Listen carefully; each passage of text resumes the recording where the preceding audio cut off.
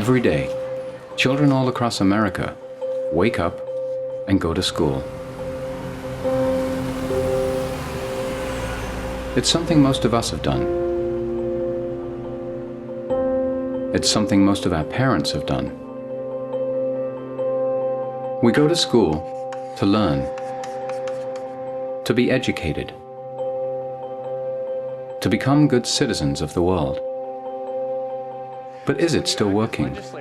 The nature of the school itself, it's this thing that's removed. It's an institution, it's bureaucratic. I don't necessarily think that it is capable of education because it can't embrace everyone's needs. Are schools keeping up with the times? We need to embrace the fact that there's technology, that the role of the teacher needs to change dramatically. In a world where I can pull out my smartphone and Google anything I want, I don't need to have a teacher telling me facts. What I need is a guide helping me to apply that knowledge. Most of us have been indoctrinated to believe that schools are natural. It's like, how can you learn if you don't go to school? The idea that kids are this entire human being and are interacting with the world, not just a teacher in a classroom, is still new to so many adults.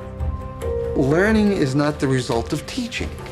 Learning is the result of the activity of learners. We're just completely trapped in this idea that children only learn if they're taught.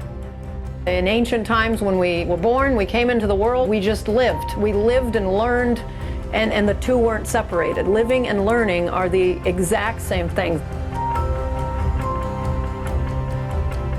There are two essential ways of looking at the way children learn. One of them is that you have to force them to learn. I tell you right now that unless you get over your lazy habits and come up to the standards I've set for this class, many of you will have the pleasure of repeating this course next semester. The other one is that children are natural learners. If you accept the idea that they're natural learners, then we're not talking about reform. We're talking about an entirely different way of approaching things.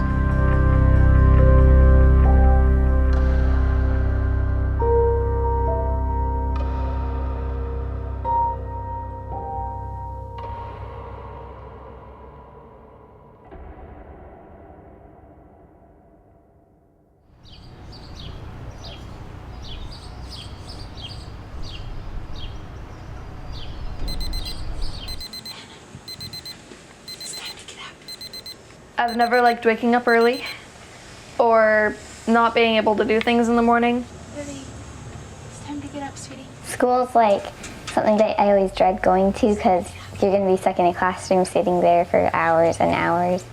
Anna, you ready? We're gonna be late. School's about to start. Have you eaten anything? No. Well, you don't have time for breakfast. I'm gonna make you some toast. We have to leave in like 2 minutes. Mom! Lily, how about you? Do you think you should have had this done last night? No. Go put your shoes on. You're gonna have to finish that at school.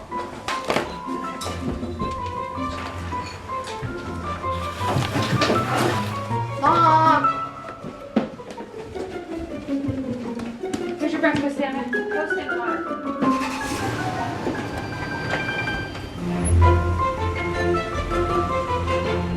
When we moved to Los Angeles, we did a lot of research about where the best schools were, and we moved to the town that we're in because it had some of the best schools in the state. It's a lot more expensive to live in this little town than we could have gotten in outlying communities, but the education was really important to us.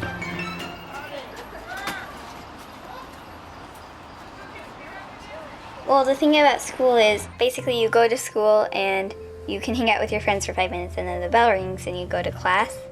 You read out of the textbook, you answer questions in your workbook, and then you take a test on it.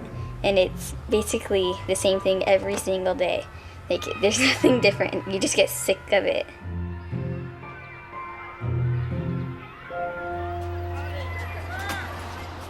I love the idea of school. It's a great concept in theory. We're all going to go and learn about important things. But the truth was there wasn't a lot of learning that was going on.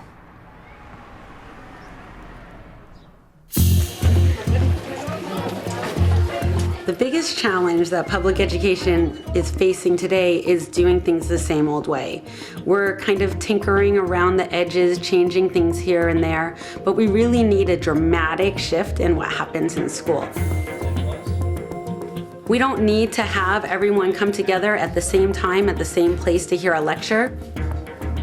Kids should be able to move at different rates at different times, and there's really no need for us to continue grouping kids by date of manufacture.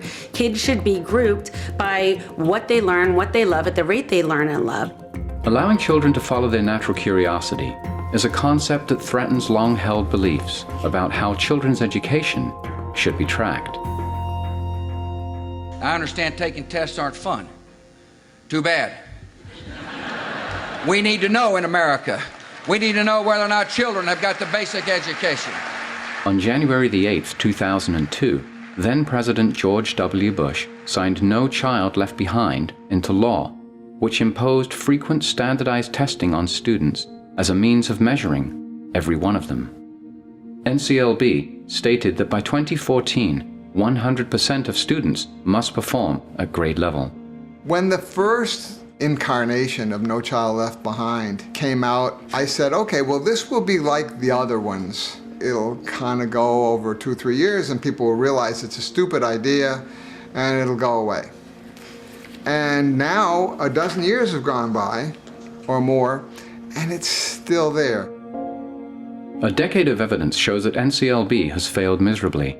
It has neither significantly increased academic performance nor reduced achievement gaps, even as measured by standardized exams. And so-called reforms, such as the recently adopted Common Core standards, have turned many schools into little more than test preparation factories. The greatest obstacle to reforming ed is the testing, really.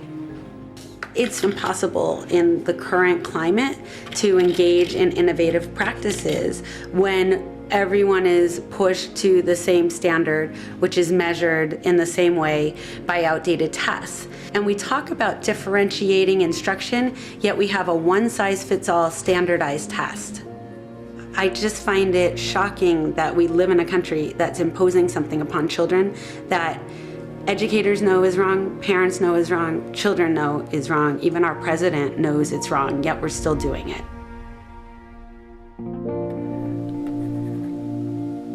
I went through public education like most of us, and I really struggled through it. I mean, I'm a creative type. I got in trouble in school a lot. I mean, while other people were doing their normal schoolwork, I was drawing. One time, there was a timed math test, and I had some drawings I wanted to do, so I drew all over my test, and I just got in so much trouble because I should be doing math. It was math time. Our kids just come home grumpy, overworked, and craziest amount of busy homework. I actually I got in a little trouble for this, but I told them to quit doing their homework. It was really just busy work.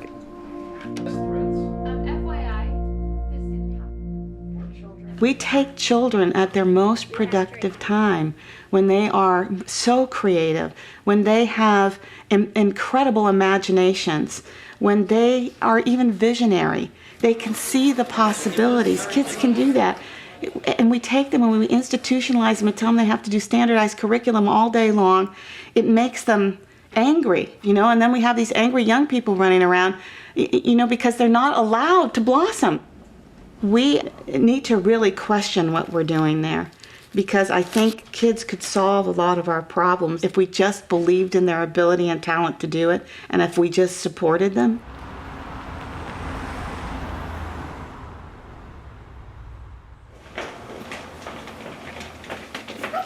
Hi! How are you? Good. Long time no see. Yeah. I usually have Anna and Lily on the weekends. They spend time here. They've helped me out a lot, like just putting things back in folders or running things around the office. So what are you looking for right there? It's chart number 42738. So then I remember being really excited about school and being really excited to go through those same passages or whatever that my brothers and sisters had gone through. I think I like the social aspect a lot better than the actual sit down and write a story or read a book aspect of it. But I remember enjoying school a lot. What are you working on? Something. Do you have to have a square for it? She was so excited to learn when she was little, and I had seen it plummet over the last year or two. Just not interested anymore. Not interested in the same things that she had been when she was younger, not interested in the new things that were being introduced. She just wasn't excited about it.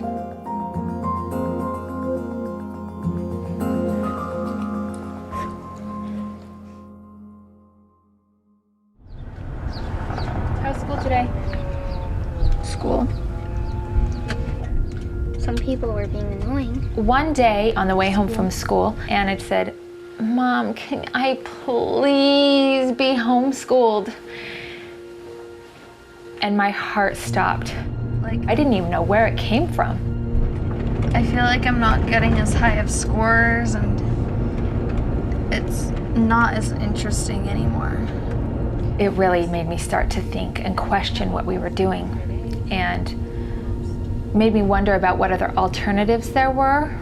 I knew a few people that homeschooled, but I was not going to go that route.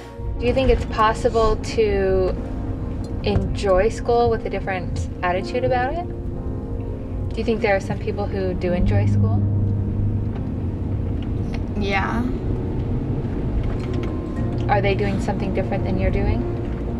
I don't know. And there was part of me that thought, every kid in America has to do these hard things every day, go to school. Why do you get to be different? Can you just think about it? Yeah, I can think about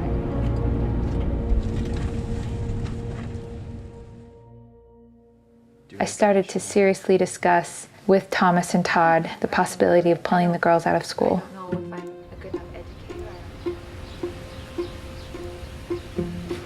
But I thought, I'm not going to do anything rash. I'll go talk to the principal.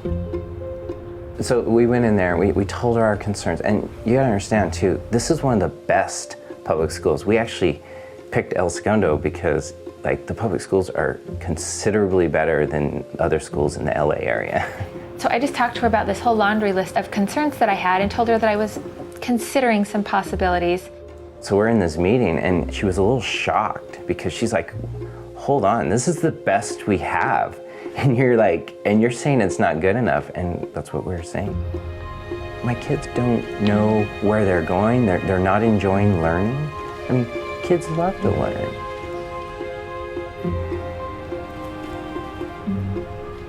She agreed that there are a lot of problems within the public school system, but it's an old institution and they're working to make changes to make it better, but they're not going to happen overnight. We're talking about our kids' lives here. We cannot wait for you guys. We can't wait for you guys to get it together. She told me that if she could wave a magic wand and make everything all better, she would. We both really appreciated everything she had to say. There was one little sentence in there though. She told me she absolutely does not recommend homeschooling.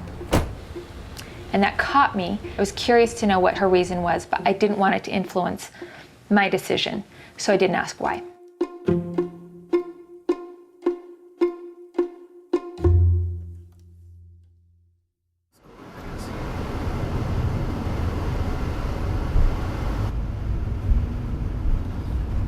As we drove home from the meeting, I still wasn't really sure what we were going to do, and I was pretty terrified. Rejecting the system of education that most people consider fundamental to a child's intellectual, social, and civic development is a very difficult choice that more and more American parents are choosing to face. Well, I started out homeschooling my oldest because he really didn't fit into the public school system well and was very unhappy, which was really upsetting to me. I didn't understand how a kid that was so curious and loved to learn so much could be so miserable at school. And I just kind of out of desperation pulled him out. I was told that they really couldn't help him for what his needs were. You know, it seemed that he didn't fit the middle of the bell curve. You know, he would perform at both ends, and they weren't quite sure what to do with that. One of my favorite things is you get a lot of hands-on learning, and you get to pick your learning styles, and you get to pick your classes, and you get to be a little bit more free than being in a school. He would go to school and it was like taking 3 steps back, but I was always tiptoeing, around pulling him out. Even the third grade the third grade work was too easy, so then I went to homeschool so I could get more hard math. So far, he's loved it. One of the primary reasons that we chose to homeschool is, do I want to send my kids off for half of their life, their half of their awake life with somebody else? See, that's the part that you lose. You lose that connection with your parent when you go to school. The parent loses it with the child, and the child loses it with the parent. And where do you make it up? There was no way that I was going to put them in a system that I had seen failing children over and over again. So I decided to do it myself. You can create a customized situation that fits any family. I had to do it, and when I thought, oh, I can't homeschool, I'm a single mom. Like, that's impossible. How would I possibly do that? If you open up your mind a little bit, there's resources available to you and to your family that you might not even know that you have.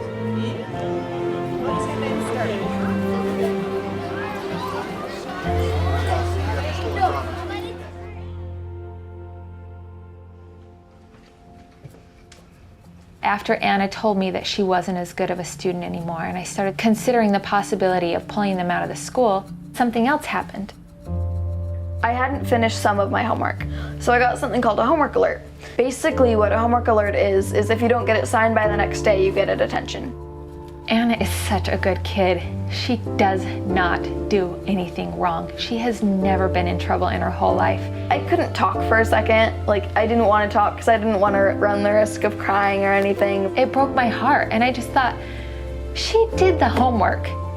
She is supposed to do the homework to learn something, right? She forgot to turn it in. I get that. But the purpose of education is to learn. She learned what she was supposed to learn. She just didn't turn it in. And I actually wrote an email to the principal and to the teacher and just said, do we really have to do this? And they both wrote back and said yes. What really struck me was that the system of school, the bureaucracy of school, was really getting in the way of learning. Rachel, thank you very much for your insight and comments. I hear what you're saying and I understand your frustration. It was one of the last nails in the coffin. I just thought, I don't think we buy into this anymore. Hi there, I have a question for you. I need to unenroll my kids from the school. Can you tell me what that process is, what I need to do? I was a little bit nervous because I didn't know what we were going to do. It was like I kind of leapt before I looked. I had to turn in all their books and sign a couple of forms, and while I was there, I saw the principal out of the corner of my eye, and I was kind of nervous because I knew that, what her thoughts were about homeschooling, and she saw me and approached me and asked, so what did you guys decide? What are you going to do? And I said, well, we're going to homeschool. She didn't say anything else, but her facial expression said everything. And then I left, got in the car, we drove home, we were done with school.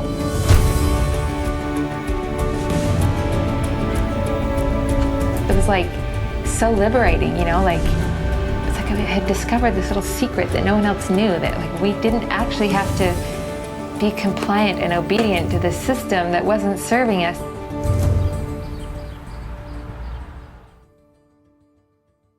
The house crickets are part of the true crickets. Anyone know what that family is? There's nothing secret about homeschooling.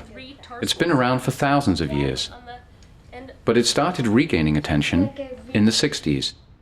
Babies come into the world extraordinarily curious, eager to learn, extraordinarily resourceful and competent at learning, that they are, in the most literal sense of the word, scientists. They do exactly what scientists do.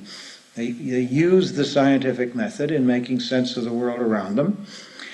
And then they get to a certain age, which may be as young as 3, but in any case, the age of school, and this process is turned off by adults who think they are now going to direct and control the learning of these children, who they treat them like empty receptacles into which they are going to pour whatever learning they think they ought to have. In 1964, John Holt, an Ivy League graduate and a teacher in alternative schools, published his first book, How Children Fail, in which he lays the blame for the failure of school children squarely on the compulsory school system. Not surprisingly, How Children Fail was extremely controversial, and John Holt was soon famous for rattling the American national consciousness. Perhaps no one knows more about John Holt and his work than Pat Ferenga. Here at his office in Boston, Massachusetts, Pat keeps John Holt's legacy alive. I got involved with John Holt in 1981. We were talking, and then, so he asked me, so what do you want to do with your life? And so I told him, the honest truth, which was I was thinking of being a teacher. And he said, why? I said, because I like working with children. And he took his glasses off and looked at me. He said, Pat, if you become a teacher, you're not going to work with children. You're going to work on children. And I couldn't believe it. What are you saying? And before I could start my argument, she was like, have you read any of my books? I said, no. He said, well, start. So at that time, his book, Teach Your Own, had just come out. So I figured, let me start with that one. I couldn't get into it. By the second chapter, I was pulling my hair out, thinking, this guy's crazy. Who's going to teach her? This is nuts.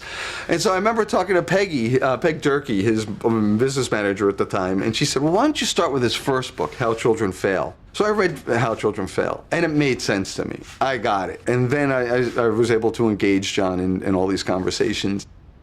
By the mid-70s, Holt had officially given up on reforming schools, and instead turned his attention to a movement he had been previously unaware of: homeschooling. John hit a nerve. No one knew that all these people were out there. And once you realized that these parents from all around the country were doing it but not in touch with one another, you started Growing Without Schooling magazine. First issue was August 1977. Growing Without Schooling magazine helped bring together homeschoolers from all over the country, and was the only resource at the time that dealt with the needs of secular homeschoolers. Either you were a fundamentalist Christian or you were a crunchy granola person. Those were the people who homeschooled back when I began homeschooling. I have seen a lot of shifts in the homeschooling movement over the last few decades. Today, no matter where you slice the American pie, you will see homeschoolers sticking out of it. In 1980, homeschooling was illegal in 30 states. Now, it's legal in all 50, and the number of homeschoolers is growing. Between 1999 and 2012, the percentage of children being homeschooled has doubled. Despite this growing trend, there are many misperceptions about homeschooling.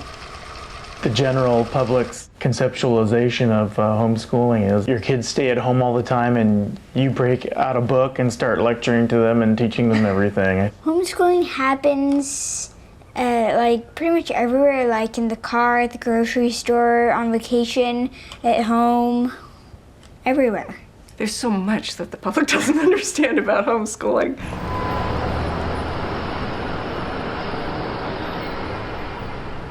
So what do you think alternatives are? Have you heard about homeschooling, for instance? Do you think that's a viable option for people? For people who can afford it. Do you think homeschooling is expensive? Yeah, time-consuming. When I say the word homeschooling, what images sort of come to mind for you? Like, Sitting around a kitchen table and, the parents giving the lessons, structured lessons. A parent kind of going through a curriculum and teaching their kid, whatever grade level. Actually, I think I'm a really lonely, isolated child, to be honest with you. You need 3 parents for that. Are the parents that are homeschooling, I assume it's a parent or someone, are they certified? Are they qualified to educate? Or if they're not, what makes them think that they're better than our public or private schools? That's my question.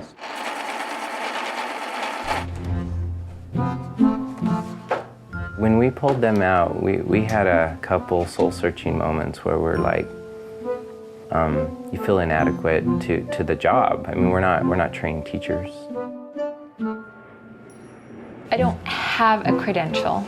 I didn't go to school and get a piece of paper that says I can teach, but I can teach. They're my kids.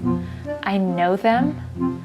I know their hearts. I know their souls. I know them inside and out. I know what makes them tick. You don't have to be credentialed to teach.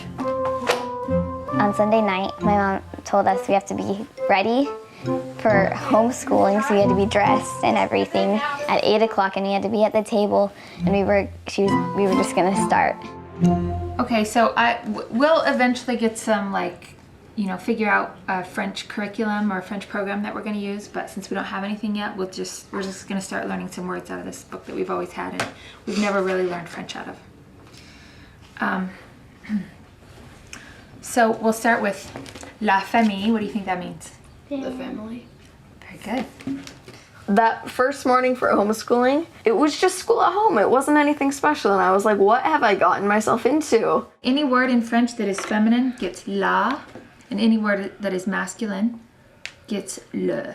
Okay? I imagine it would be more, I could choose more what I want to do, and I could learn how I want to do it. La Sawyer?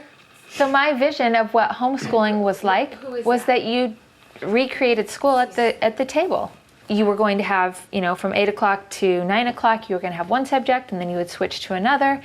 I didn't really know what we were going to do. We didn't even know what curriculum we were going to follow. There are thousands of options, and I had intended to learn what those options were and be prepared, but I didn't. So Todd gave them an art lesson. I want you to draw as many different kinds of lines as you can. And then we had to take Todd into work, so I thought there's no reason to stop, so I brought the French book with us, and we kept having the French lesson in the car. You gotta remember, you don't usually pronounce the letter at the end of the word unless there's an E after it. So this one is just ver instead of vert. It's ver. We dropped Todd off at work, and I didn't know what to do, so we just got home and kind of called it a day after that. The girls were thrilled, but I had a big lump in my throat thinking if they were in school, they would still be working, they would be learning things, and it was hard for me to just let nothing happen. There are statistics that say that about 50% of people who homeschool drop out during the first year. Often it's because there's an authoritarian parenting style that's very inflexible. They're slavishly adhering to a school model for education, and it just isn't working in their home. It's meant to work in a school where you can control 30 people with it. It doesn't work so well in the home environment when the student's sitting right there next to you and gives you instant feedback that this is boring or ridiculous and they don't want to do it, right? So then it comes into play, the parent thinking, oh my gosh, I have to force them to do this because that's what the parent grew up with. That's the model that's in their head. The model of going to school to learn is relatively new. Before 1900, most children learned at home and out in the real world. In 1837, the state of Massachusetts formed the first state board of education, with Horace Mann as its secretary. Mann believed that everyone was entitled to the same content in education. Returning from a research trip to Germany in 1848, Mann lobbied heavily to have the Prussian model adopted. He quickly set about establishing a statewide system of common schools, staffed by professionally trained teachers. His ideas quickly gained momentum, and by 1852, Massachusetts passed a compulsory attendance law.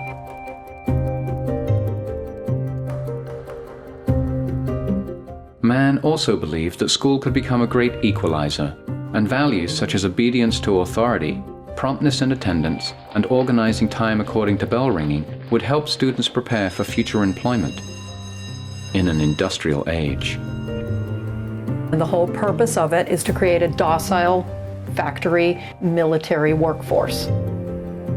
The whole purpose is to subordinate children and get them in that mindset of being subordinated so they grow up to be subordinated adults. This is the poorest class I've had. Prussian schooling had been out to destroy the imagination. In every public library worth its salt in the United States and in every college library, you will find a collection of essays by a Prussian philosopher, Johann Fichte. Fichte said we have to set up a system of universal schooling in which we destroy the imagination. Bells, ordered lessons, constant testing, rankings. The entire system is designed to regiment a large group of people and to get them all to do the exact same thing. By 1900, 34 states had compulsory schooling laws. Half the nation's children attended one-room schools. And by 1918, every state required students to complete elementary school. The reality is they want children to take their place in society, be cogs, and keep this system going. So you're going to school to take your place. Now the trouble's with your attitude. You don't pay enough attention in class. You don't do enough work outside of it. Our own schooling, in many respects, did a whole lot of damage to our self-confidence, and that's what I try to tell people when they look at me and say, but you know, I'm not a teacher, I couldn't possibly do that with my children. And sometimes they just need some encouragement and a little rebuilding of that self-confidence that was destroyed. Feeling uncertainty about her decision, Rachel has made an appointment with a homeschool counselor. And how long have you been in this new lifestyle? It's very new for us. Yeah. And we're really excited that we're doing it, but we're not really sure how to do it. Mm-hmm. We're kind of paving our own path here, and it's scary. Yes. What if we do it wrong? Those are some of my fears. What if we're closing doors instead of opening them? When we look at what are some of the common concerns, the overarching is I'm not doing enough and I'm going to miss something anxiety. What do you guys like to do? I like designing costumes and like create characters of my own and design costumes and things like that. Mm-hmm. So now you have lots of time to do that, don't you? That's so great. Okay. I'm really into like animals and marine biology, so I really kind of want to take a class on that. Okay. But yeah. So parents really worry about I'm living out of the box. I'm not doing enough, right? What if I screw this up? It's like taking all the parenting worries and kind of magnifying them a little bit more. So you're just really like in an early phase now of saying, okay, we used to do all these things, our life was structured this way, and now we get to have it structured in a little bit of a different way. Okay. And you're going to be reinventing all the time. You're going to create a new path, but that path has so many places for discovery. You get to change it anytime you want. Michelle advises Rachel to give the girls some unstructured time before deciding on a path, a process called deschooling. In traditional schooling, it's a lot of top down. I'm going to tell you to do this, and this is how you do it, and this is when you do it. So for the kids, part of the deschooling process is really allowing them to find what really is piquing their interests. Sometimes people will say it's like for every year that you're in school, it's like a month of deschooling. I always say to parents, let's just give it lots of time.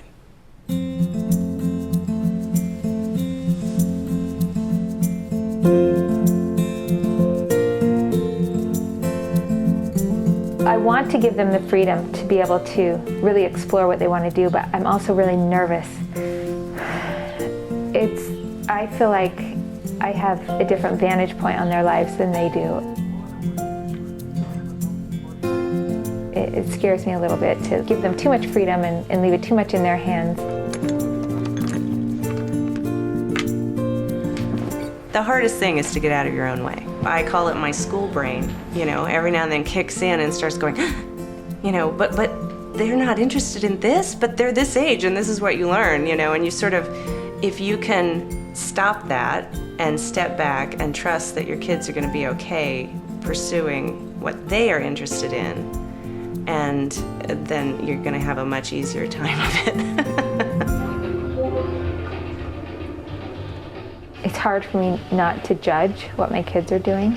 I heard someone say yesterday, you know, one of the most important things that you need to do when you start this process is to let go of expectations. And I have a lot of them. I want my kids to be high achievers. I hear about all these other things that all these amazing kids have done, you know, and I want my kids to be those kids. For this, you'll need a sewing machine, some white cotton fabric, scissors, pins. The difference between school and education and learning is that learning can become all the things that anyone expected of education, but learning doesn't separate educational from non-educational. And I think no matter what a person learns, no matter how trivial it seems at the beginning, it eventually can tie into something or become useful or make that person interesting, give them their own unique perspective. And I think any ideas of that's not scholarly, that's not schoolish, that's not educational, separate a person from the world. What are you doing, babe? I find that I really want a break sometimes. I want to have 7 hours where I send my kids away to school, and I feel kind of fortunate that they do spend some time with their dad, so I do get breaks sometimes where some other people don't. Like the lab slips or whatever. Having a little dental fun here. And then I'll while you guys are doing this, I'll go fix up a couple syringes. The biggest fear for me in deschooling is getting behind to a point where they can't catch up to those other kids. I think she's Curriculum's maybe a little strong word, but I really want to give them some sort of structure. Once they figure out what they want to do, I want to try and help them achieve that. As parents, we want that security to know we're doing our best or we're doing what's right for our kids.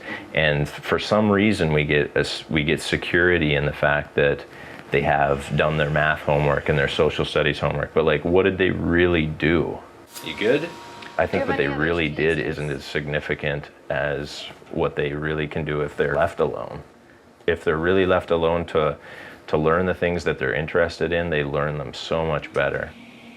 Take your cues from the children because they're very innocent, they're very pure. And that pureness comes through if your mind isn't cluttered with a lot of other things going on. And if you do that, what you need to do gets shown to you. One of the concerns that I have with homeschooling is that how am I going to know if they're progressing if they're not taking tests? How am I going to know that they're learning anything if I can't see on the piece of paper that they got a letter saying that they learned it? At school, you don't have to worry about these things. 3 months into deschooling, Rachel, Todd, and Thomas are anxious about what the girls might be missing. They decide they need to explore what other homeschoolers are doing.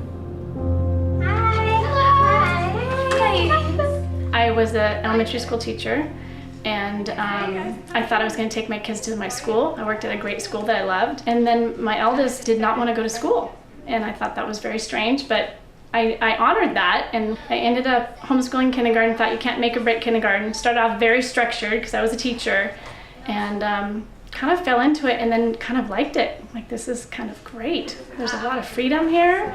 Once I loosened up and realized that kids will learn when you leave them alone. So I'll give you guys a cone. And henna is really all about symmetry, so you can do flowers and leaves and stuff, but you want to make sure it's symmetrical. And always pull towards you when you're doing henna. Kids don't really learn with paper pencil a whole lot. My kids don't. I mean, they do put pencil to paper, but that's not how they learn. Not workbook, kind of. I have them. They're in my house, and my kids have done them, but it's not the number one choice of activity for them at all. Take the nose and fold it down on the straight line. They do great things, and it's not me, it's them. People say, oh, you were a teacher, so you can teach them. And I'm like, I don't even really teach my kids. I watch them grow and learn. I don't teach them. Once in a blue moon, I might toss something their way that maybe they didn't already know, but that's pretty rare, actually. It's more that I actually learn more from them. They teach me a lot. I feel pretty ready to phase out of deschooling and into something a little more formal and structured, but I don't know how to do that. As far as curriculum, there are a few things I have my eyes on that I would like to possibly use, but I want to try and involve the girls in the decision-making process, because I know that if they're not interested in it, they're not going to do it, and it's going to be a waste of my money and my efforts and my time. So I think we tried every kind of homeschooling there is. So we started out with classroom schooling at home, and we did some things with a co-op. We did some structured learning with curriculum. We did some child-initiated learning. We just did really the whole spectrum, and different things fit each child at different times. Still uncertain about which homeschooling path to take, Rachel and the girls visit another family using a much more structured approach called classical curriculum. Hi! Hi, how are you? Good, how are you? I'm Rachel. Shannon. The first year I did it, I would fill these schedules out. This is when we're going to learn Japanese. I don't know Japanese. How am I going to teach Japanese? Okay, or just whatever. It was just ridiculous, really, that we were going to learn all these things, and this is how I was going to do it. I had my schedule on my wall, and it was impossible. It was absolutely impossible until I heard about this group called Classical Conversations, where moms come together, and your kids can play games, and they can learn songs, and they can actually have fun ingesting very important material.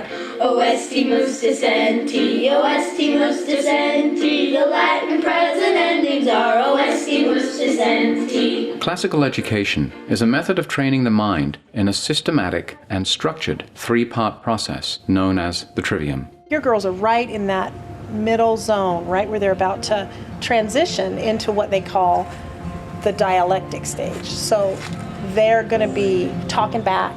So you want to start saying, okay, you want to learn how to argue, let's teach you formal debate. What does that look like? That's what I really love about homeschooling, is that I can have discussions with my class and I can talk to them about what my opinions are, and I can hear from them and understand both sides of arguments instead of just being taught one thing, or, you know, it's more well-rounded.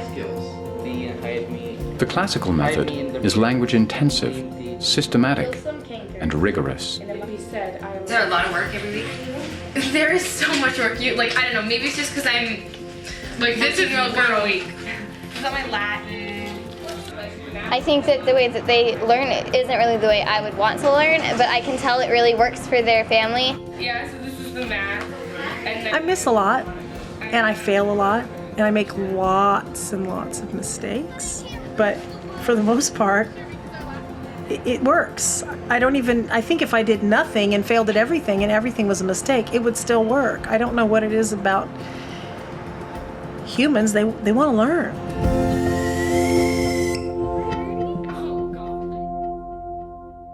So in this beaker I've got copper sulfate in solution, dissolved. And then this is just aluminum, metal. In stark contrast to the structured approach of classical curriculum is self-directed learning or unschooling. I've been unschooling my whole life, and I've got a great passion for chemistry and physics. I've been able to make a little chemistry lab where I can fool around and be serious and learn a ton of chemistry and do cool experiments. Unschooling has allowed me to go at my own pace, so I've been able to really go ahead in all the areas that I'm really interested in, and also learn the material itself in a very different way than I would in school. The term unschooling is often misunderstood. It was first coined by John Holt in 1977 and came from an unlikely source. In 1977, the word homeschooling wasn't popular, but it was out there a little bit. But he decided that he wanted to come up with the word unschooling because the type of learning he was talking about didn't have to take place at home, and it didn't have to look like school. And at the same time, there was an ad campaign by 7-Up, and they were saying, we're not a cola, we're more natural, we are the uncola. And I think he was kind of picking up on that, so he came up with the word unschooling. Basically, unschooling is using life as the learning tool. So we're never out of school because we're never out of life. And so it's just using what is happening on a daily basis as an example of how to learn. Going to the grocery store becomes, let's practice our math skills and practice rounding, because now the easier way to figure out how much money we're spending or how much money we have. So that becomes, a math skill. think the difference between homeschooling and unschooling is full-time self-directed learning. And so as a teenager, that means that you are taking the reins. You are actively directing your education and not just doing what mom and dad say or what your friends or your family say. Basically what it is allowing your child the freedom and the joy to explore their own passions and interests in their own way because they're innately motivated. I went to public school up until 5th grade. At the end of 5th grade, I told my parents, I'm not learning anything. Something has to be done if I want to continue my education. I went ahead and became an unschooler and directed my own education all the way up until the end of high school. I started a flower delivery business. I started a photography business that I ran for 6 years. I traveled abroad and lived in France for 4 months and learned French and experienced a new language and culture. But I still assumed that college was the path to success because my parents went, my peers were going, and society expected it. I left college after 8 months because I wasn't terribly impressed with the quality of the academics. In May 2011, Dale was selected out of hundreds of individuals around the world as a Teal Fellow. The Teal Fellowship brings together some of the world's most creative and motivated young people and provides them with a no-strings-attached grant of $100,000 to skip college and focus on their work, research, and self-education. With the endowment from the Teal Foundation, Dale founded UnCollege. UnCollege is a social movement challenging the notion that college equals success. It's not anti-college. I love education just as much as anybody else. I simply think that education isn't limited to school. Today, at only 22 years old, he is a published author and a much sought-after education speaker at events around the world. I don't think everyone who wants to unschool will be successful at it. Some people can't relax, some people are not creative, some people are not imaginative, some people are so controlling that if something happens that they didn't plan and execute, they're not having fun anymore. They're looking at the world and their children through school-colored glasses. And they're willing to do other things as long as the result looks like school. And they need to turn their back on that and look at the world a whole new way. Trust, of course, is a big one because you have to trust that your child will learn what they need to learn, that they're capable. And that really requires a shift in your own perception of human nature. Now, I know some people watching this will probably be saying, well, yeah, you know, your child may be good at this, and if that's all he does, what about his weak points? This is not to say that you ignore the weak points, but there's a lot of happiness to be derived with these children who are growing up to be who they are meant to be, and nobody intervening and trying to make them into something that they aren't, or even worse, trying to make them like everybody else who is around them.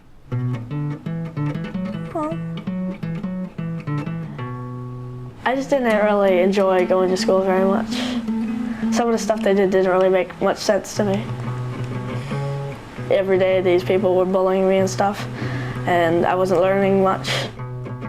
Everybody hang out like little groups of people.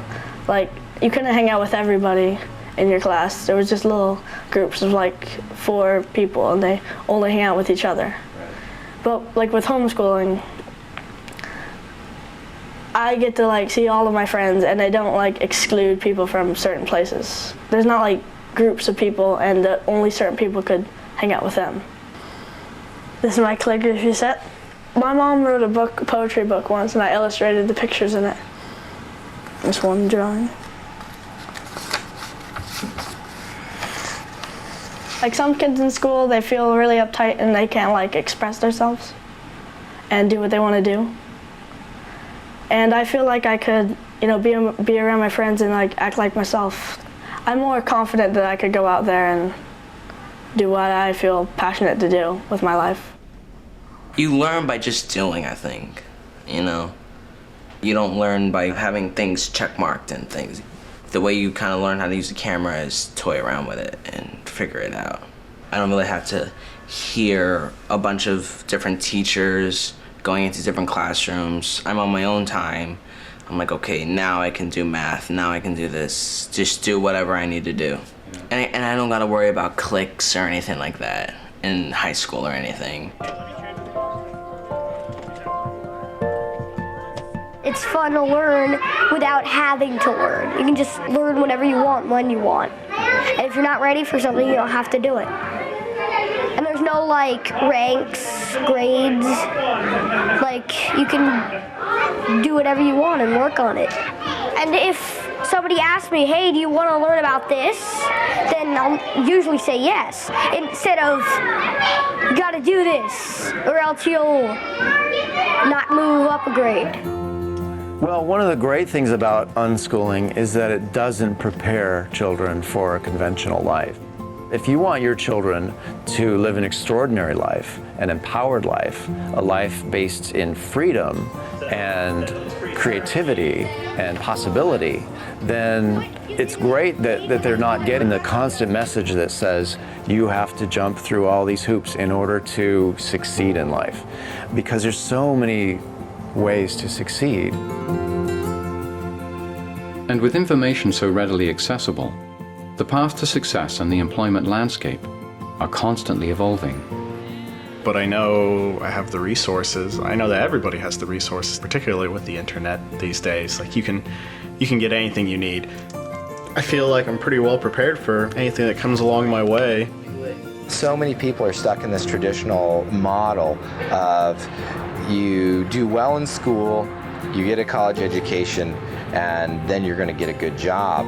You know, the new economy has changed all those rules. I mean, there's so many opportunities right now for doing things that didn't even exist 10, 15, 20 years ago.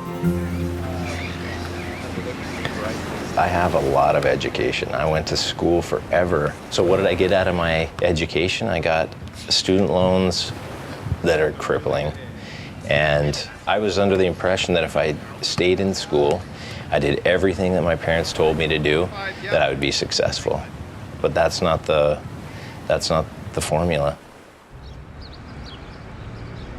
Although Rachel and Todd remain committed to homeschooling, new financial stresses are forcing them to reconsider their methods. We are going through financial upheaval. It's not quite like a crisis, but we just have a lot going on. I partner in a video game studio, and we lost some contracts, so we couldn't hit payroll for just too long, and we acquired some debt and stuff. But so I had to get another job, but I'm kind of working both because I still want to keep my studio on track.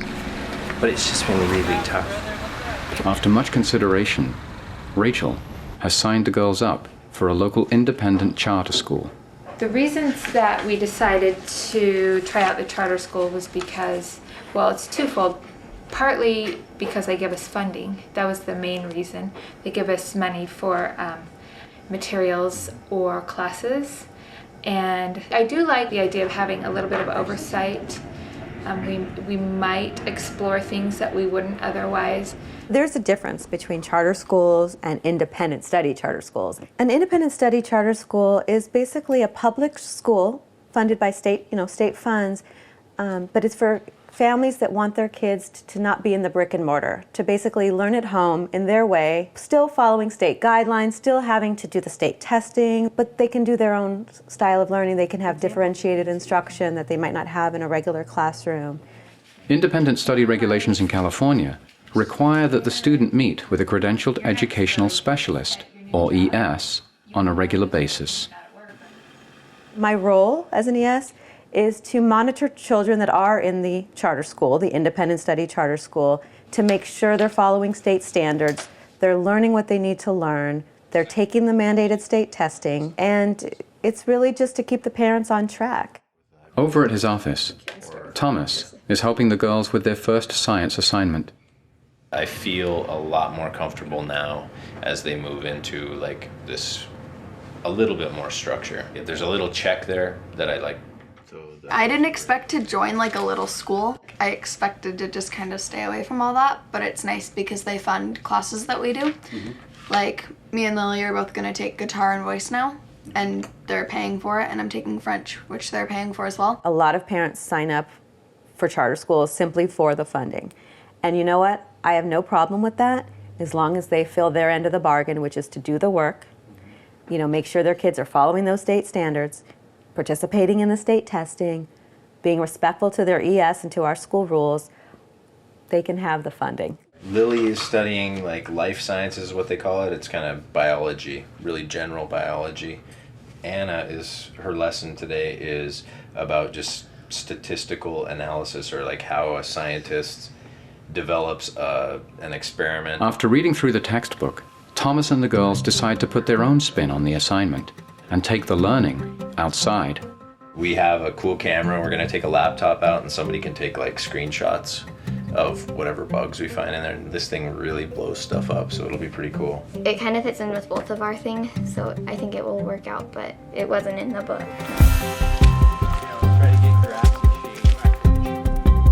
There's definitely a bug, I saw it. See no bugs in here. I don't think we chose a very good spot. Is that a turd or a seed? That is a seed. Location number 1 is a bust.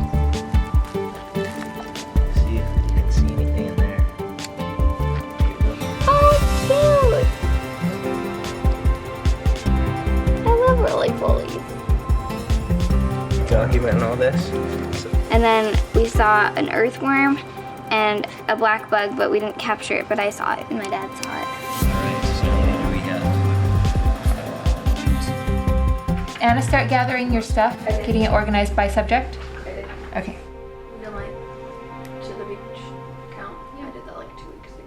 We are having our first meeting with our ES today, and I'm really nervous about it. She has a reputation for being pretty stiff. This is a learning plan, and I have to fill out what curriculum we're using, what skills, concepts, and standards we're covering, the assignments they did, any assessments, follow-up notes. It's a lot of administrative paperwork. So today I'm showing the ES everything out of my science section. This was our project that we did yesterday with Dad. These are the exact books that we turned in last year. I don't have to use them, but we're trying them out. She has to see everything they've done, graded, and then she has to take a sample with her from each subject. Instead of oversight, it feels more like an overlord that we're having to answer to, and we're actually doing things only so that we can show her that we did it.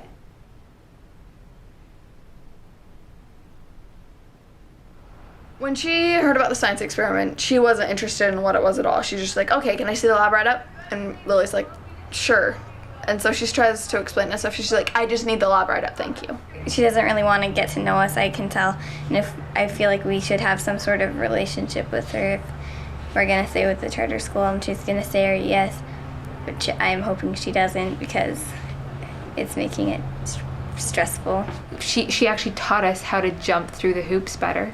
She told us where to find some online quizzes that were really easy that we could print out to give her to show her as work. It didn't mean that the girls were going to learn anything. It was just a matter of, all right, let's print this out so we can hand it over to someone so they can make sure that we're learning. We're all really obsessed with products in this consumer society of ours. And we're also obsessed with it in schooling. Product, what did you do? How did you perform? What's your grade? Show me the test score. Show me the work that you did. Whereas in homeschooling, it doesn't have to be that. It can be about the process and the journey of just learning, because when we learn in that way, everything we learn is internalized and it stays with us for a really long time. I think there are creative teachers. I think there are innovative teachers. And especially in the public school, I think they are handcuffed. Not only are they dealing with kids that don't want to be there, but they're dealing with school boards and legislators, and there are a whole lot of constraints built into the system. I wish we could replace compulsory education with a smorgasbord of learning opportunities. And it could be much more like the junior college and college model, where the kids get to pick classes and they get to pick teachers, because not every teacher is right for every student and not every class is interesting. So what would it look like if children really did have a choice? What if they could pick their own classes? Just outside Portland, Oregon, is a place that is turning the conventional notions of classroom learning on its head. Village Home is a learning community for families that homeschool. And we are a place where we deliver individualized education in a community setting.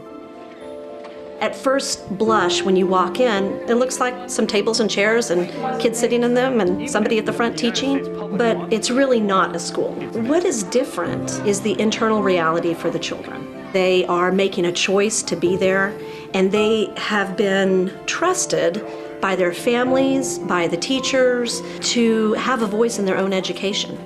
And so they're owning that experience in a way that is very different.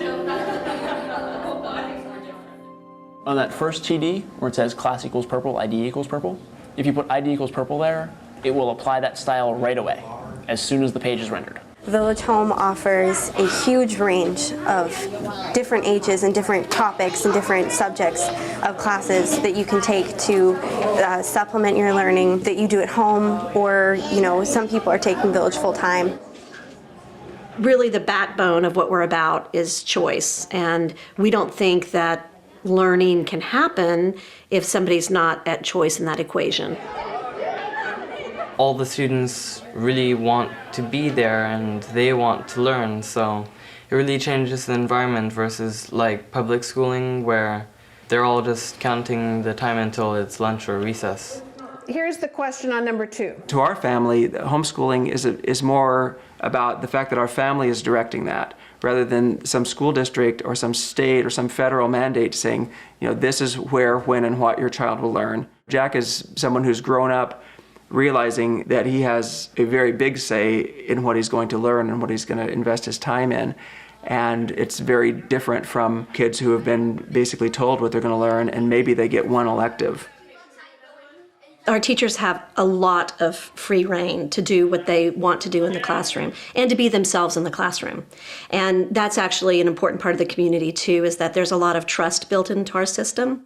Introduction will be something that we are going to do as a group. I don't necessarily want to be an absolute authority in the class because I think the kids are as important to the class as any other aspect that I can think of. And in fact, I think one of the reasons that I've been successful as a teacher is because the kids realize that I'm not the person that's going to be the authority in that overt sense.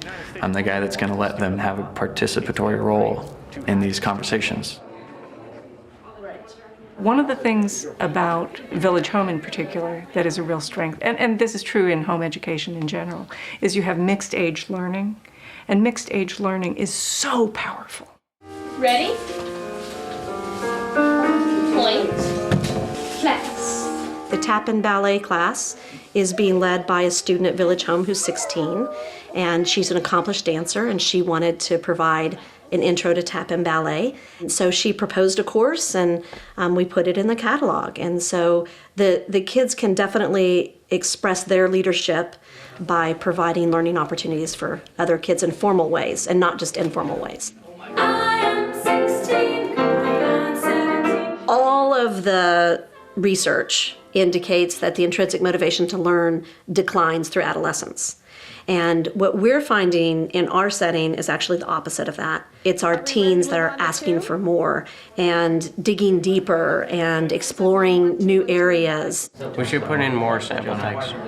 We want more classes. We want them longer. We want to be able to delve deeper into the material and have more fun, because this is what we are interested in. And our interest, our learning, becomes our fun.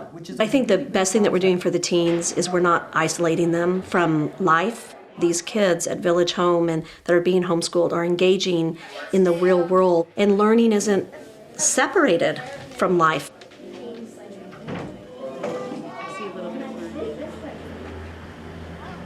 Hi, Amy, it's Rachel. After 6 months of frustration with the system, Rachel has decided to part ways with the charter school for good. I want to talk to you about, our future in the charter school and kind of what we're thinking. Being part of the charter school wasn't part of the homeschool experience that I wanted to have, I still had to meet the same requirements that I did at school, and I still had to write essays and things like that that I had no interest in. And so I'm really glad to be free of that. Okay, so girls, I don't know why, but for some reason we have to still meet, even though we just quit school, right. We still have to meet with her one more time, turn in samples in every subject, and show her our attendance log. Wait, we have to do one for every subject? Every subject. We thought it would be a really good middle ground between school and homeschool, and it turned out to be just school again. We were doing a lot of jumping through hoops, having to meet their requirements, which ended up being busy work and not necessarily educational. My guess is there was a pretty low retention rate on what they did because they weren't doing it because they were interested in it. They were doing it because someone told them they had to do it. We also have to turn in all of our textbooks, so we have to gather those up. I'm a little bit nervous about quitting the charter school just because I felt like it was keeping me on track and it was my anchor, I guess. But I feel good about it because it was so much like school. Okay, if you have some samples that you didn't turn in before, it's hard to feel confident. There are so many unknowns in what we're doing. The path isn't laid out for us. I feel a little panic over, now what? I don't know what we're gonna do now. Please don't. Lily, I'm serious. To make matters worse, Anna and Lily are getting on each other's nerves. We're all kind of driving each other nuts. I am frustrated with them a lot. I think that we're just kind of stuck in the house too much. Just let me be in your room with you. I just think that we need to get out of the house more and we need more social interaction. Rachel finds a few online homeschool networks specific to her community and finds many opportunities to get outside and meet other homeschoolers. I went to the beach recently with a homeschooling network, so I got to meet a whole bunch of people. I think that being at school for all of that time really does define who you are. A lot of girls have to be very fake instead of being real. When I meet other homeschoolers, they ask things more like, what are you interested in? And like, where have you lived? Where do you want to go? Ever since I've been out of school, I feel like I've been a lot more myself than I ever have been in a really long time. I get to just be myself now. It blows me away that after all these years, there's still the question, what about socialization? What happens when they get out in the real world? And, they never left the real world.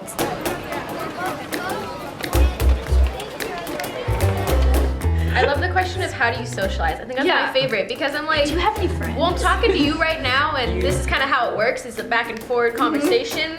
Like, how do you think I socialize? Like everybody else. Every homeschooler, every homeschool kid, that's like the first, either that or academics. That's always what people ask. Are you socialized? What does it mean to be socialized? One of the things I like about my kids is that they're able to socialize with adults. They're able to talk to adults like they're people, because I talk to my kids like they're people. I can always tell when I'm interacting with a child if they have learned outside the classroom because they look me in the eye, they're comfortable talking with me, they're comfortable with themselves. It's so clear. School is about preparing kids for the real world, but then we don't let them get involved in the real world for the full time that they're in these institutions. Somebody who's opposed to home education, the only thing they can pull out is, well, how do we know that they're being socialized? As if getting your lunch money stolen, getting beaten up on your way to class is socialization. So let's get you set. Do you need green? Things are starting to get a lot better. We've started connecting with some local homeschool groups, which has been great because the girls are making connections there. Also, I think I'm starting to kind of let go and relax a little bit. I'm amazed at how much I'm learning now. And it's not that I have more opportunities to learn now, but I'm taking more opportunities to be part of learning and to just engage with life in a more rich and fulfilling way. What? Did you ask me for help? Many of us start thinking that we're homeschooling because we're going to give this great education to our children. But once you get into it, you realize that it's much more a lifestyle. Good morning. Rise and shine. It's been 12 months of this new lifestyle. Todd, Rachel, Anna, and Lily are finally learning to relax into it. And it's changing the family dynamics. It's changing everything about my life. It reaches into every part of my life. It's been really nice to have a lot more relaxed approach to our days, to have them be joyful and not, full of stress and rushing and anxiety and yelling and stuff like that.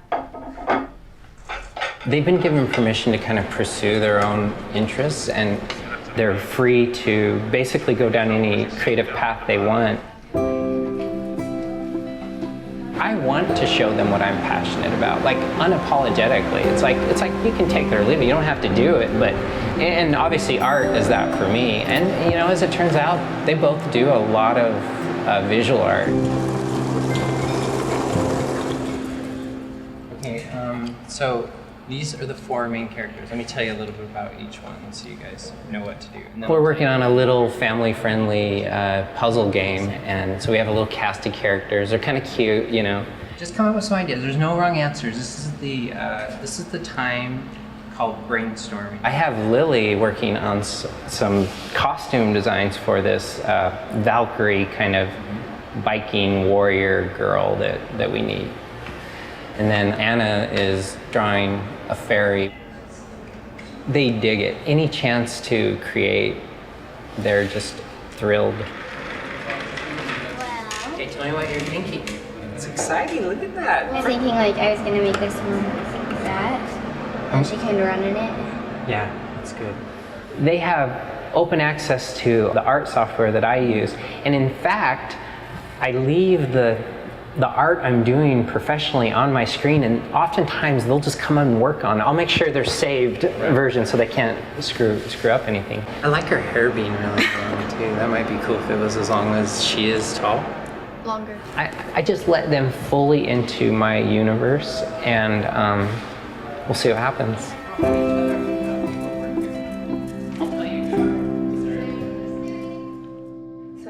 I'm learning so much about my kids. It's amazing how much I'm learning about their personalities that I didn't know when they were in school. Lily is very determined. She's always trying to figure out what things she needs to do to get from where she is to where she wants to go. I've been focusing on gymnastics a lot. I wake up and do push-ups and sit-ups. Gymnastics is really expensive, so to help pay for it, I've been making things and then selling them. Lily has contacted a professional seamstress who has agreed to help her with a sewing project. See how it stretches? It does not stretch when it goes like this. Today I'm getting stuff to make some jewelry pouches. They're basically little pouches that you can cinch up with pockets and pouches on the inside. Do you think that this would be too stretchy? No, it's fine. Okay. Yeah. I think that's great. Yeah. In addition to learning about fabrics, she gets a very practical math lesson. You can do 3.14 times 6. Gives you the circumference. You need at least that, and then pull it. I got all the stuff I needed for my jewelry pouch, and I got the cord and stuff. Now I'm just kind of looking around and trying to find some inspiration, and I don't know, I'm just getting a lot of ideas for stuff. So. You know what you should do? It's just you should become friends with somebody that works as a costumer or in dancing or something like that, and you attach yourself to them and be an apprentice, and that's how you get into. That's really smart. I'm gonna do that. Then you can do that. That's kind of what I did. Yeah, it was pretty inspiring to see just all sorts of different fabric and seeing how much she knows and everything. It's very inspiring, and it makes me realize how much work I'll have to do and how much I have to still learn.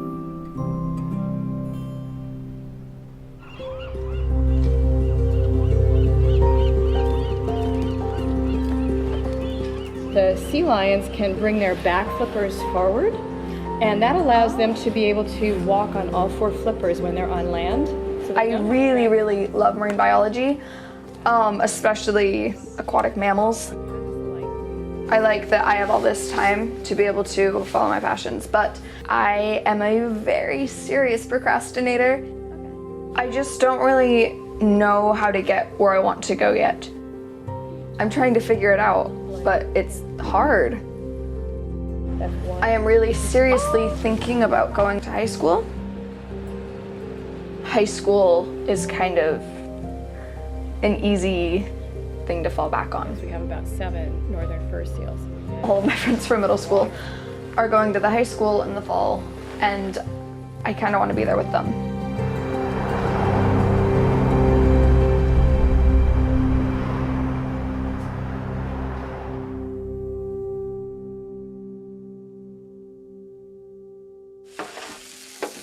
I want to ask you a couple questions about, make sure you understand your reasons for going. Oh, So- I know. Yeah, I don't know if I'm going to stick with it, but I at least want to give it a chance.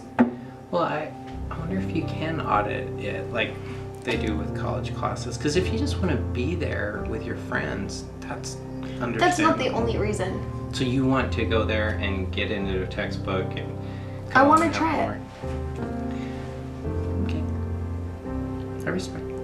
I don't necessarily want to take the easy path because it's easy, but I just don't know what else to do at this point. However, if you do end up going back to school, there will be, I'm not going to play the role of the nag and get your homework done. You can't go here till you're owning. I'm okay with that. Yeah, you're gonna own it. I am absolutely 100% okay with that. And you're setting your own alarm clock and you're getting yourself up. Okay. You're getting yourself there. Oh, if she does end up going back, it's going to be a fascinating social experiment to see what it'll be like for someone who's had tons of freedom, going back into that kind of confined environment where she has very little freedom. Should I tell you some high school stories? No. How come? Because. I think there's a little bit of some appeal to her to go back into a structured setting and have someone else make all those decisions for her and take all of that off of herself and just have to do what they tell her to do. I'm excited to see how it goes, but I'm also really nervous about it. It's gonna be, well, different. Both my children wanted to see what real high school was like too. And I remember my son came home after the 3rd day or so and he said, I don't know how I ever learned anything without grades, because we'd never had grades before. And he was really into the whole school and the grading and the papers and the due dates and all of this. They found it very interesting and exciting. And at the end of the semester, I said, well, do you want to go to the high school full time? And he said, no. I said, and why not? And he said, because the kids at the high school have a really limited frame of what they're thinking about, Mom. They're talking about what's happening today, what happened yesterday, and what's going to happen tomorrow. But there's not much beyond that. Despite foregoing high school, both Jasmine's children got into one of the most competitive universities in the country, UC Berkeley. I think our parents did instill in us this idea that college was something that was good, that we wanted to achieve, that I think it really was an end goal. But there wasn't the same pressure. It was you want to do this for your own sake, not because we're telling you to do it. I just really love learning, and there hasn't been a pressure of, oh, well, you have to do this to become this. And so I wanted to continue learning. If there's one thing that I'm grateful for in my entire homeschooling experience, if there's one thing that it's given me, it's curiosity. Colleges are falling all over themselves to get homeschoolers and kids from democratic schools. Why? Because it's so rare for them to get kids that are still interested in learning. While Anna considers the pros and cons of going back to school, Rachel tries to let her daughter own the decision. There's definitely a part of me that is going to feel like I failed as a homeschooling mother if Anna ends up going back to high school. You know, I'm going to worry and wonder about what I did wrong or what I could have done differently. So I've decided just to kind of step back and allow her to make this decision and and I'm going to have to live with the consequences. She's going to have to live with the consequences, but it will probably be a good learning experience for her. The hard part about being a self-directed learner or the parent of a self-directed learner is separating expectations from needs. If you're a teenager, you are expected in so many different ways to not only to just go to school, but to learn certain things at a certain time. And as a parent, you're supposed to be kind of pushing that on your teenager. That's a way that you can be kind of living out somebody else's dreams. And as a self-directed learner, you have to figure out, geez, what are my dreams? What are my priorities, my goals, my needs? Is it just what everyone else is doing? After several weeks of weighing her options, Anna has made up her mind about high school. A lot of the things that I'm really interested in right now, I realize that I don't need school for them. It's taken me a year and a half to get to where I am and to figure out what I'm really passionate about and what I like to be doing. And I feel like if I went back now, it would crush all this momentum that I've gathered. Hello? Hi, my name's Anna, and I was curious about volunteering.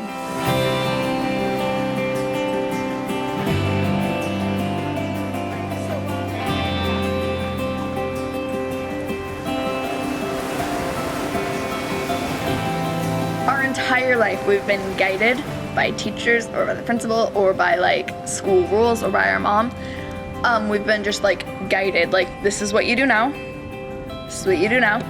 And so I think me and Lily were just kind of expecting that this is what you do now, and it never came. So then recently we took it into our own hands, and it's been great. Like I'm in charge of what I do, and it's fantastic. I find sea stars very fascinating, so I like to teach people a lot about them. A lot of it I already knew, a lot of it was taught to me, and a lot of it I've just researched on my own. This is the sea star, and these bumps that it has on its skin are how it breathes. And in here in the center, that's where its stomach goes. And I would really love to become an expert on whales or deep water fish. I would love to be right there in a boat or right like in a submarine exploring. I think that being here has given me it's given me a really good starting point for my marine biology research.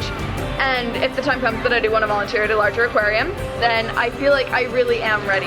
I have learned like basic skills that I would need, and of course bigger aquariums are going to have bigger fish and more things to know, but I definitely think that I would be more prepared now.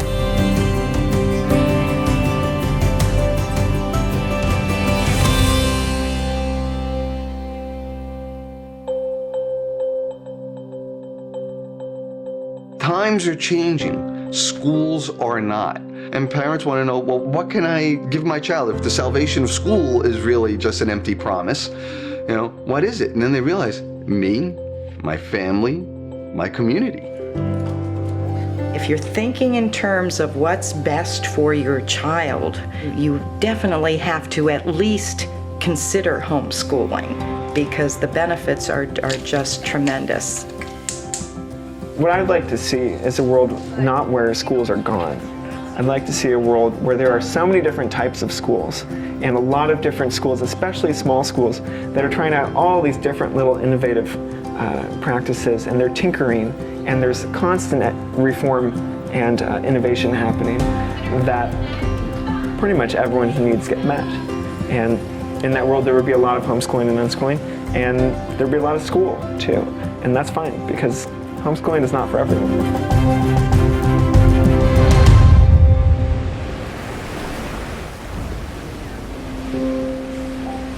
When I started, I thought that there was a destination that we had in mind, but I've kind of learned that education and learning isn't a destination, it's a journey that you're always on.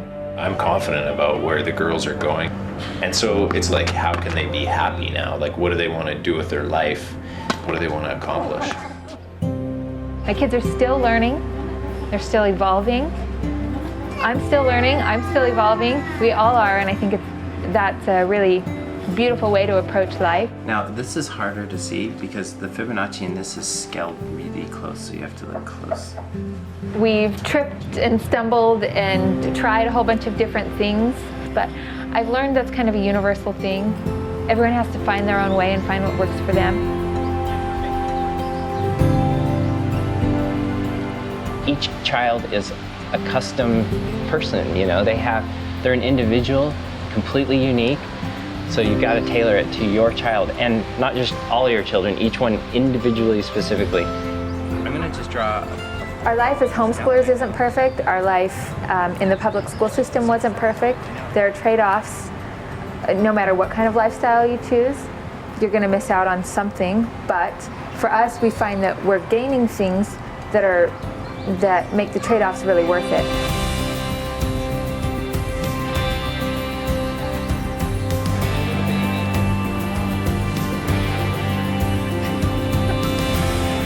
We have to lead through example.